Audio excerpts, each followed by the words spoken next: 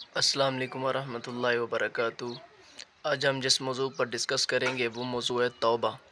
پیارے اللہ کریم نے قرآن کریم کے اندر فرمایا یا ایھا الذین آمنوا توبوا الی اللہ توبۃ نصوحا، کہ اے مسلمانوں اللہ کے سامنے عاجزیاں کر کے سچی توبہ کر لو، دل و جان سے اپنے گناہوں کی معافی مانگ لو۔ توبہ کے لیے 3 شرائط ہوتی ہیں۔ پہلی شرط یہ ہوتی ہے کہ انسان کا اس برائی کو چھوڑنا جس برائی کے اندر انسان مبتلا تھا، سب سے پہلے اس برائی کو چھوڑ دے۔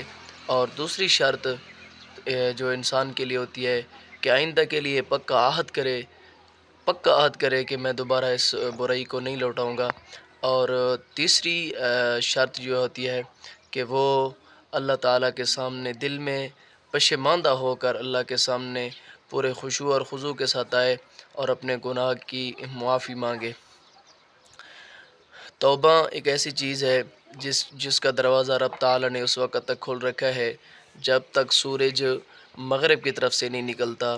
اور پیارے اللہ کریم نے فرمایا دوسرے مقام پر قرآن مقدس کے اندر وَلَيْسَتِ التَّوْبَةُ لِلَّذِينَ يَعْمَلُونَ السَّيِّئَاتِ حَتَّىٰ إِذَا حَضَرَ أَحَدَهُمُ الْمَوْتُ، انسان زندگی میں نے تجھے دی ہے، اسی زندگی کے اندر مجھے راضی کر لے، اپنے گناہوں کی توبہ کر لے، لیکن اس وقت توبہ تو کرے گا صحیح، تیرا دل بھی کرے گا، لیکن اس وقت کی توبہ قبول نہیں ہوگی جب موت تیرے سر پر آ کر کھڑی ہو جائے گی۔